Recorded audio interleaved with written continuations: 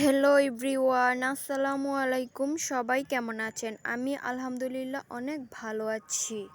আজকে আমি রুটি বানিয়ে আপনাদের কাছে শেয়ার করব। প্রথমে লবণ দিয়ে একটু পানিটা ভালোভাবে ফুটিয়ে নিলাম। ফুটানোর পরে আমাদের যতটুক আটা লাগে নেপে দিয়ে দিলাম।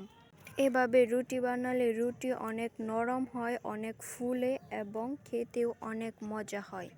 রুটি বানিয়ে এখন নিয়ে গেলাম মাটির চুলায় এখন আগুন ধরিয়ে নেব। আগুন ধরিয়ে তারপর কিছুক্ষণ জাল দিয়ে কড়াইটা ভালোভাবে গরম করে নিতে হবে।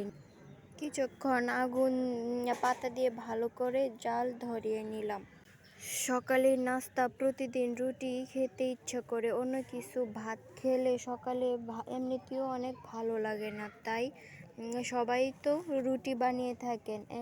এভাবে বানালে রুটি অনেক মজা হয় এবং অনেক নরম হয়, তাই আপনাদের কাছে এটা শেয়ার করলাম। কিছুক্ষণ ভালো করে জাল করার পর রুটি দিয়ে দিলাম। রুটিটা এক পাশে ভালোভাবে হয়ে গেলে তারপর উল্টিয়ে অন্য পাশে দিয়ে একটা ভালো নেকড়ে দিয়ে এটার উপরে আস্তে আস্তে চাপ দিলে রুটি কিন্তু অনেক ফুলবে।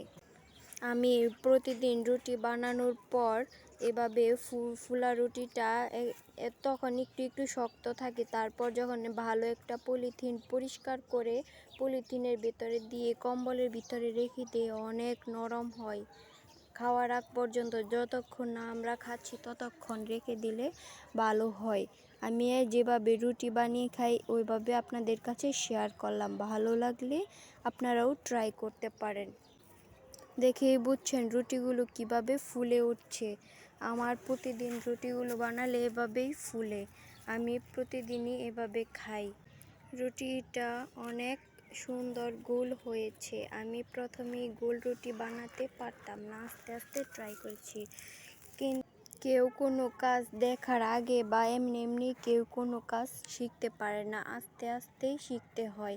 কিন্তু কিছু মানুষের অধৈর্য, মানুষের খারাপ ব্যবহার, খারাপ কথা মানুষকে বিষিয়ে তোলে। আর মেয়ে মানুষদেরকে তো কম বেশি সব কিছুই শিখতে হয়, তা না হলে কত কথাই শুনতে হয়।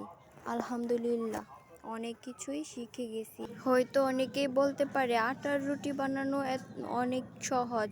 আটার রুটি থেকে চাউলের রুটি বানানো একটু কষ্ট, কারণ চাউল আটার মতো তো এমন হয় না আর কি, আঠালো ভাব থাকে না।